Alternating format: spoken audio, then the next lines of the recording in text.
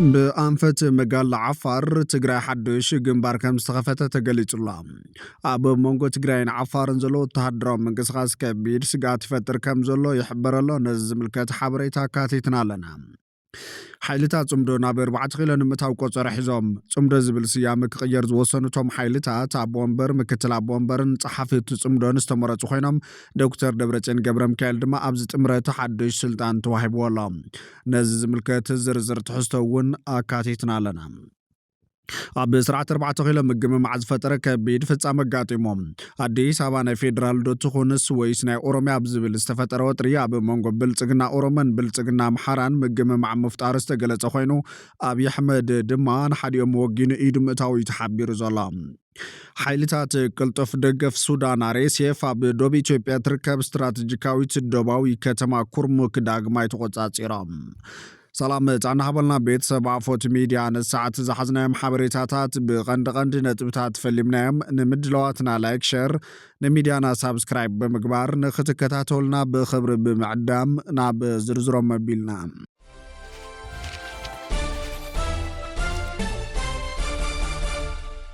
حيلتات قلطف دقف ريسيف أب دوبي إثيوبيا تركب استراتيجيكاوي تدوباو كتما كرمك داغماي تقوصاتيروم أب زوبا سماو نيل السودان أب مونغو تهدرو حيلتات قلطف دقف ريسيف نسراوي السودان دحر زقاتم كبيد قجت حيلتات قلطف دقف ريسيف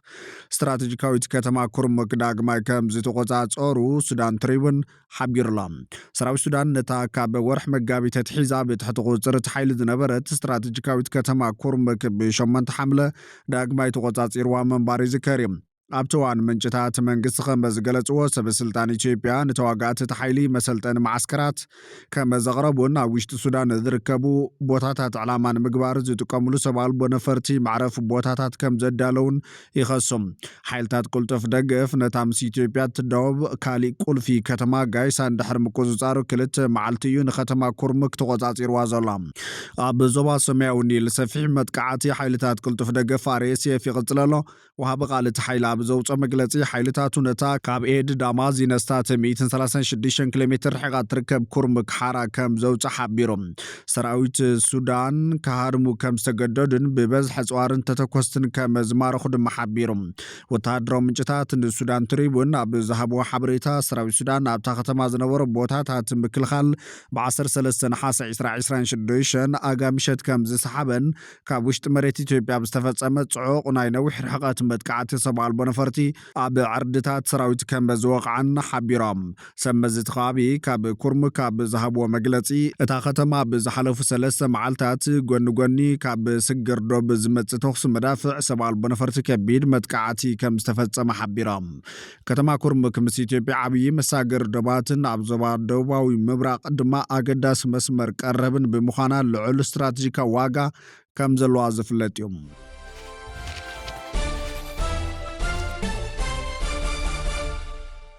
أب سرعة 4 كيلو مجمع مع فترة كبير في مقاطمهم أديس أبا ناي فيدرال دو تخون ويس ناي أورمي أبزبل استفتر وطري أب مونغو بلتقنا أورمان بلتقنا محاران مجمع مع مفتار استقلت أخوينو أبي أحمد دمان حد يوم وقينو إيدو متاو تحبير الله قداي كتما أديس أبا أب مسرح قراو مخكر إثيوبيا كاندي مزرارب أجندا خوين الله أب تحتتي نمخكر زغرب شمانتي كاندي أجنداتات فيدرالاويان كتماتات سفر قداي أديس أبا نتمسرح زقواتت كاند زعبا خوين يبل حد كابتوم أبزا أجندا استساتفو تمخاخرتن بيبيس أبزا حبريتوم أب تخصاب كلتا متر حامسان قجلتات استساتفو لو بيت مخري كاب كلهم أجنداتات زيادة دونجي بلعل فللي استزازم بأزي قداي أديس أبا مخانيو اتي بيبيس زراربو شمو كعقاب زحاتت تساتافا يزقلت كم تزبولون أديس أبا كاند ماخل نايت مخكر زقبرا أكاتا قداي كابل على زمتعي بزبل مخنيات أديس أبا رسا ختما كللاو منقس أوروميا مخانا أفلوت أزهب حاساب أبتي ناب حمشة ميتي قجلتات زتلاخ قالو قبايك سفر مقبار إزبل كوينو أبزي قداي أبي أحمد إيدو متاود محبار إذا حاساب زي أبتي كاب تحتي ተጀሚሩ ዝነበረ ምክክር ከም ኣጀንዳ ዝነበረን ዘይተዘተየሉን ምዃኑ ረድዩ ኣብ መጀመርታ ኣብ ዝነበረ 10-50 ጉጅለታት ዘታ ኣዲስ ኣበባ ናይ መን ትኹን ኣብ ዝብል ጉዳይ ናይ ፌደራል ዶ ትኹን ወይስ ናይ ኦሮምያ ዝብል ኣማራፂ ሓሳብ ጎሊሁ ወፂኡ ነይሩ ኢሎም ናይ ፌደራል ትኹን ዝብሉ ተሳተፍቲ ቁፅሮም ምስ ዝያደ ኣብ ኣጀንዳ ዝተፈላለዩ ሓሳባት ዝድግፉ ተዛተይቲ ቁፅሮም ጠቂስካ መፅሓፍ ንበይኑ ምርጫ ናይቲ ሓሳብ ከርኢ ስለዘይኽእል ኣብቲ ሓሳብ ከይነትኩር ይገብረና ኣሎ ዝብል ተቃውሞ ስለ ዝቐረበ ቁፅሪ ከይተጠቐሰ ክሕለፍ ከም ዝተገበረ ተዛሪቦም እታ ከተማ ርእሳ ዝኸኣለት ተፀዋዕነታን ፌደራል ኣብ ባይቶ ወከልቲ ህዝቢ ውክልና ዘለዋ ናይ ገዛ ርእሳ ፖሊስን ቤት ፍርድን ተقوم ብነበርቲ ኣዲስ ኣበባ ብዝተመረፀ መሓዳሪት መሓደር መናሃርያ ከተማ ፌደራል ትኹን ኣብ ዝብል መብዛሕትኡ ስምምዕ ተበፂሑ ከም ዝነበረ ልዒሎም ኣካታዕ ጉዳይ ዝተፈጠረ ቃለ ጉባኤ ክዳሎ ከሎ ካብ ላዕለዋይ ኣካል ዝመፀ ሓዱሽ ሓሳብ ኣሎ ኣብቲ ቃለ ጉባኤ ካእተለዎ ዝብል ሓሳብ ናማና መፅኡ እዚ ካብ ላዕሊ ዝመፀ ዝተባሃለ ሓሳብ ካብ ታሕቲ ጀሚሩ ዘይመፀ ኮይኑ ኣዲስ ኣበባ ርእሰ ከተማ ክልላዊ መንግስቲ ኦሮምያ ምዃና ኣፍሉጦ ዝህብ ነይሩ እዚ ድማ ኣብ ብዙሓት ተዛተይቲ ቅሬታ ፈጢሩ ክብል ረድዮም ንኣስታት ሓደ ሶም ዘካትዕ ዛ ኣጀንዳ ጥራይ ከም ዝነበረ ድማ ይጠቅስ ብዘይ ምክክር ካብ ላዕሊ ዝመፀ ብዝብል እቲ ሓሳብ ናብቲ መድረኽ ዝቐረበሉ ኣገባብ እውን ዘይቁንዒ ክብል ይገልጽ ኣብታ ኣጀንዳ መብርሂ ክህቡ ዝተመደቡ ክኢላታት እውን ናይ ሓደ ወገን ድሌት ዘንጸባርቑ እዮም ነይሮም ኢሎም ካሊእ ኣብቲ መስርሕ ዝተለዓለ ጉዳይ ገለ ሰበስልጣን ኣዛተይቲ ብኣካልን ብቴሌፎንን እናረኸቡ ፀቕጢ ናይ ምፍጣርን ኢድ ናይ ምእትዋውን ሓቐነ ነይርዎም ዝብል እዮም ነዚ ብኣብነት ክገልጾ ከሎ እቲ ዘተ እናተዛዘመ ምስ መፀ ድሌትና ኣይተማልአን ኢሎም ዝሓስቡ ኣካላት ብቐንዲ ብልፅግና ካብ መርገፂ ምንድልሃፅን ዝኣተወ ቃል ናይ ዘይምሕላውን ኩነታት ተራእይሉ በዚ ምክንያት እዚ ገለ ፖለቲካዊ ሰልፍታት ዝተወሰኑ ኣጀንዳታት ተወንዚፎም ክፀንሑን መረምታ ክውሰድን ብወግዒ ሕቶ ምቕራቦም ጠቂሱ ካብዚኦም ድማ ብሄራዊ ምንቅስቃስ ኣምሓራ ኣብን ዜጋታት ኢትዮጵያ ንማሕበራዊ ፍትሒ ኢዜማን ከም ዝርከብዎም ተዛሪቦም ብሄራዊ ምንቅስቃስ ኣምሓራ ኣብን ሶሉስ ኣብ ዘውፅኦ ናይ ጥርዓን ደብዳቤ ካብ ዘልዕሎም ጉዳያት ሓደ ጉዳይ ኣዲስ ኣበባ ክኸውን ከሎ ነቲ ጉዳይ ወሳኒ ፈተና ናይ ትመስርሕ ክብል ገሊፅዎም ኣብን ብሶሉስ 5/2018 ዓ.ም ኣብ ዘውፅኦ ወግዓዊ ደብዳቤ እታ ኣብ ጉዳይ ኣዲስ ኣበባ ዝተለዓለ ዘተ ተኣማንነት ናይቲ መድረኽ ምክክር ብጭቡጥ ዝፍትን ዓሚቕ ሃገራውን ቅዋማውን ጉዳይ ኮይኑ ከም ዝረኸበ ጠቂሱሎም ጉዳይ ኣዲስ ኣበባ መግለፂ ሓድነትን ላዕላውነትን ህዝብታት ኢትዮጵያ ምዃኑ ብሕጊ ኣፍሉጦ ረኺቡ ዝፀንዐሉ ወይ ድማ ሓዱሽ ሃገራዊ ውጥረት ዝፍጠረሉ ኣጀንዳ ክኸውን ከም ዝኽእል ዘለዎ ስጋት ገሊጹሎም ሓደ ወገን ክብል ዝጠቐሰ ኣካል ኣብ ጉዳይ ኣዲስ ኣበባ ዝተወደበ ናይ ቁፅሪ ብልጫን ካሊእ ኣብ ዝጭፍልቐሉ ናይ ድምፂ ውድድር ክተኣናገድ የብሉን ክብል ኣመላኺቶም እቶም ክሳብ ሕዚ ኣብቲ ምክክር ብምስታፍ ነቲ መስርሕ ብሰፊሑ ከም ዝገምገምዎ ዝዛረቡ ስሞም ዘይጠቐስናዮም ወሃብቲ ርእይቶ ብዙሓት ኣጀንዳታት ውሳነ ከይተዋሃቦም ተወንዚፎም ክሓልፉ ይኽእሉ እዮም ኢሎም ይኣምኑ ይብል ጸብጻብ ቢቢሲ እቲ መስርሕ ዝምረሐሉ ኣገባብ ወሳንነት እኳ እንተለዎ ብፍላይ ኣብ ጉዳይ ኣዲስ ኣበባ ዘሎ ዘይምርድዳእን ዝተረረ ስምዒትን ነቲ ጉዳይ ኣብ መንቀራቕሮ ዝኣተወ ኣጀንዳ ገይሮም ክሓስብዎ ገዲድዎም እዩ ብሰንኪቲ ዝተፈጠረ ዘይምርድዳእ ኣብ ደረጃ 250 ጉጅለ ኣብቲ ኣጀንዳ ከም ዘይተፈራረሙ እውን ገሊፆም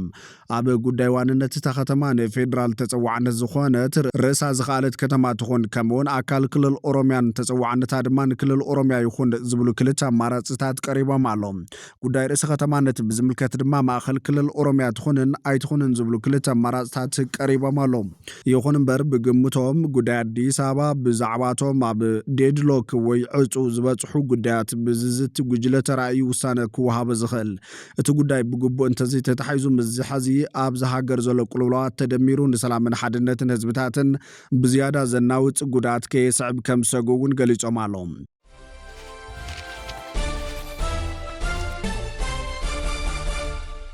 ብኣንፈት መጋል ዓፋር ትግራይ ሓዱሽ ግንባር ከም ዝተኸፈተ ተገሊፆም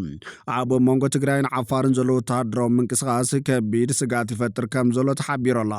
ኣብ መንጎ ክልላት ዓፋርን ትግራይን ኣብ ዝርከብ ስትራቴጂካዊ ከባቢ እምባ መጋል ወተሃደራዊ ምንቅስቃሳት ይጋደድ ኣሎ ሓይልታት ትግራይን ዕጡቃት እቲ ከባቢ ንዘካይድዎ ዘሎ ምንቅስቃስ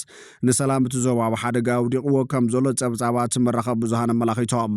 ብክልተ ወገናት ከበድቲ ኣፅዋር ምፅማዶምን ኳዕቲ ዓርድታት ምስ ፍሕፍሑ ዳግማይ ውግእ ክባራዕ ይኽእል ዝብል ልዑል ስጋት ፈጢሩሎ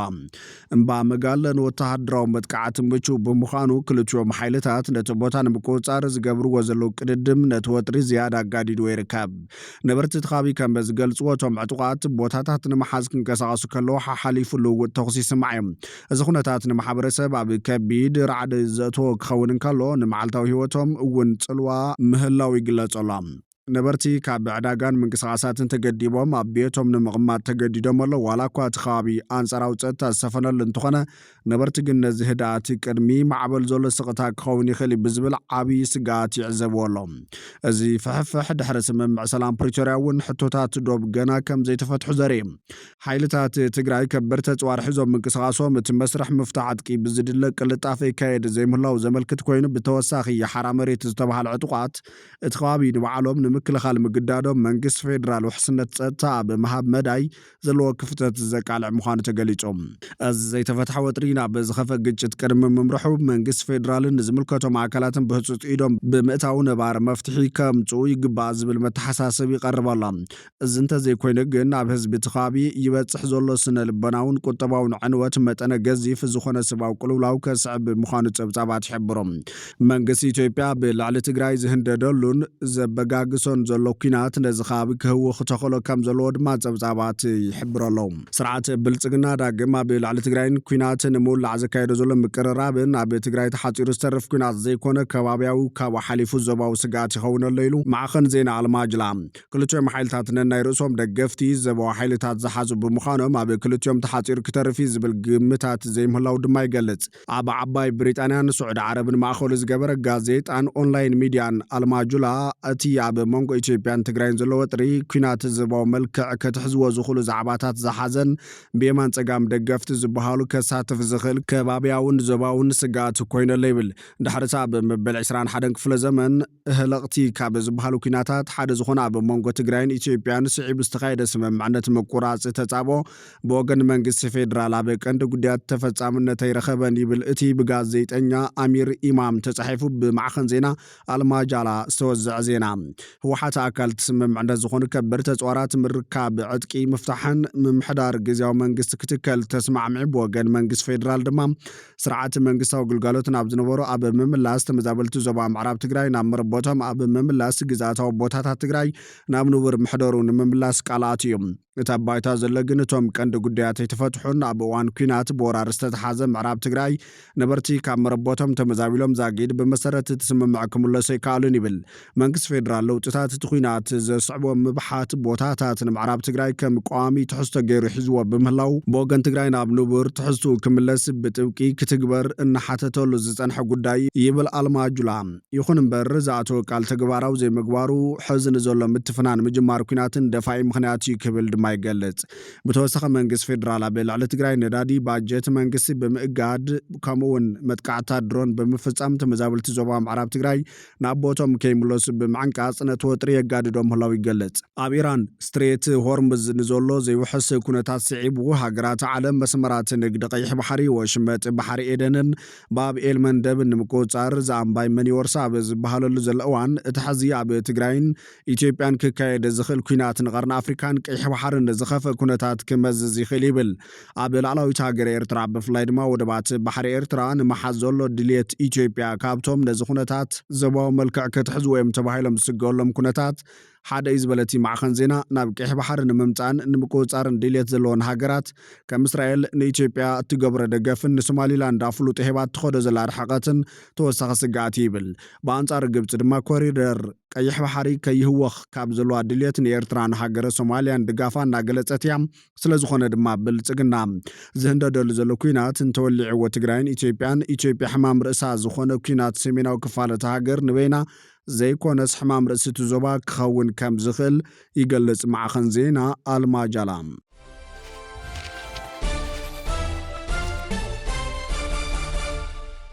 ሓይልታት ጽምዶ ናብ 4 ኪሎ ንምእታው ቆፀረ ሒዞም ጽምዶ ዝብል ስያመ ክቕየር ዝወሰኑ እቶም ሓይልታት ኣብ ወንበር ምክትል ኣብ ወንበርን ጸሓፍቲ ጽምዶ ዝመረፁ ኮይኖም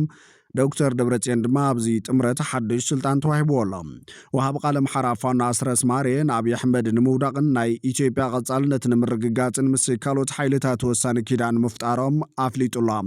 እቲ ወሃብ ቃል ብኣሽሓ ዝቑጸሩ ኣባላት ፋኖ ከም ዘመረቑን ሓይሎም ንዝሓሸ ወፍሪ ኣብ ላዕለዋይ ምድላውን ሞራልን ከም ዝርከብ ኣፍሊጦም ኣብ መንጎም ሓራፋኖን ዕጡቋት ጉሙዝን ብዝተገበረ ስምምዕ መሰረት ብሓባር ብምዃን ኣብ ልዕሊ ጸላይ ስጉምቲ ከም ዝወሰዱን ኣብ ግልገል በለስ ዝተፈጸመ ኦፕሬሽን ናይ ዝውፅኢት ምዃንን ኣብሪሆም ኣብ ወለጋ ይካየድ ዘሎ ወፍሪ ኣብ ወለጋ ተወሊዶም ብዛዕባ ኣባላት ሓራፋኖ ዝምራሕ ምዃኑ እዚኣቶም እውን ኣብ ዝሓለፉ 8 ዓመታት ኣብ ወለጋ ኣብ ልዕሊ ብሔረ ኣምሓራ ዝበፅሐ ግፍዕን መከራን ተኻፈልትን ተጋፈጥትን ዝኾኑ መንእሰያት ምዃኖም ገሊፆም እቶም መንእሰያት ቋንቋ ኦሮምኛ ብጽቡቕ ዝዛረቡ ብምዃኖም ኣብቲ ከባቢ ምስ ዝንቀሳቐስ ሰራዊት ነጻነት ኦሮሞ ብሓባር ምስራሕ ሓበሬታ ምልዋጥን ሎጂስቲክ ምውሳድን ዝኣመሰሉ ዓበይቲ ምትሕጋዛት ከም ዘለዎ ገሊፆም ስርዓት ብልጽግና በመንጎ ፋኖን ሰራዊት ነጻነት ኦሮሞን ንርእሶም ክታኾስ ዘይፈንቆለ እምኒ ኣይነበረን እንተኾነ ግን ክልቲኦም ኣካላት ኣብ ሓበራዊ መረዳእታ ብምብጻሕ ብሓባር ይሰርሑ ከም ዘለዎ ኣስሚሩሎም ሰራዊት እቲ ስርዓት ብሓይልታት ኪዳን ላዕለዋይ ስዕረት ክበጽሖ ከሎ ኣብ ልዕሊ ንጹሃት ግፍዒ ይፍጽም ከም ዘሎ ገሊጹ ጸረ ብልጽግና ቃልሲ የካይዱ ዘለዎ ሓይልታት ብምትሕጋዝ ንስርዓት ኣብይ ኣሕመድ ምእላይ እንኮም መፍትሒ ምዃኑ ቅዋም ሒዞም ምህላዎም ኣፍሊጦም ኣምሓራ ፋኖ እውን ንስርዓት ብልጽግና ብሓባር ንምእላይ ጻውዒት ከቕርብ ከም ዝጸንሐን ተግባራውነቱ እውን ካብቶም ተሓትወት ኣባላት ሰራዊት ጀሚሩ ዘተታት ይካየዱ ከም ዝነበሩን ገሊፆም ስርዓት ብልጽግና ስልጣኑ ዘናውሕ ጽልኢ ብምፍጣር ቄመንዩ ብዝብል እምነት ይስራሐሉ ከም ዘሎ ብምሕባር ንሕና ድማ ምትሕጋዝ ወሳኒ ምዃኑ ተረዲና ኩሎም ሓይልታት እውን ኣሚኖምሉ ብምምጮም ንጡፍ ምንቅስቓሳት ይገብሩሉ ኣለዉ ኢሉ ናይዞም ዝተጻመዱ ሓይልታት ምትሕጋዝ ኣብ ምንታይ ጉዳይን ብኸመይን ዝብል ኣብ ቀረባን ዕላው ከም ዝኸውን ተዛሪቦም ኣብ ኢትዮጵያ ብዝተገበሩ ውሽጣዊ ኩናታት ዝነበሩ ግጭታትን ቂምታታትን ጥራይን ተልዒልና ኣብ ኢትዮጵያ ምስ ሓደ ኣካል እውን ኪዳን ምፍጣር ኣይካልን ኢሎም ስለዚ ሓዚ ዝግበር ዘሎ ምትሕጋዝ ብሙሉእ እምነትን ኣስተውዕሎን ተገይሩ ጽባሕ ኣብ ታሪክ ዘይሕፍርን ናይ ህዝብታት ኢትዮጵያ ህልውና ዘረጋግጽን ብምባል ገሊፆም ወሃብ ቃል ፋኖ ኣስረስ ማሬ ኣብ ዝሓለፈ ሶምን ኣብ ዝሃቦ ቃለ መሕተት ብወልቃይትን ራያን ኣይንደራደርን ክብል ገሊጹ ምንባሩ ዝፍለጥ እዮም ማረጋግጥልህ ነገር ቢኖር ወልቃይትንና የራያን ጉዳይ ጨምሮ የትኛውም የአማራ ርስቶችና አጽመ ርስቶች ጉዳይ ላይ የሚደራደር አመራር ሊኖር አይችልም የለም ያፋብን አቋምም አይደለም ነገር ግን አሁንም ወልቃይትን ሊሰጡ ነው ራያን ሊሰጡ ነው በሚል ፖለቲካ ህዝባችንን በየጥጉ በየመንደሩ እየጨፈጨፈ ያለን አገዛዝ ለመቀበል የሚደረገውን መንደርደር ግን እንታገለዋለን እንዲህ አይነቱን አመለካከት ፈጽሞ እንታገለዋለን ምንድነው የምትሰጡት ዋስትና ምንድነው ለምሳሌ ከህወሓት ጋር መስራት ወይም ደግሞ ከሌላ ኃይል ጋር ከኦነግ ጋር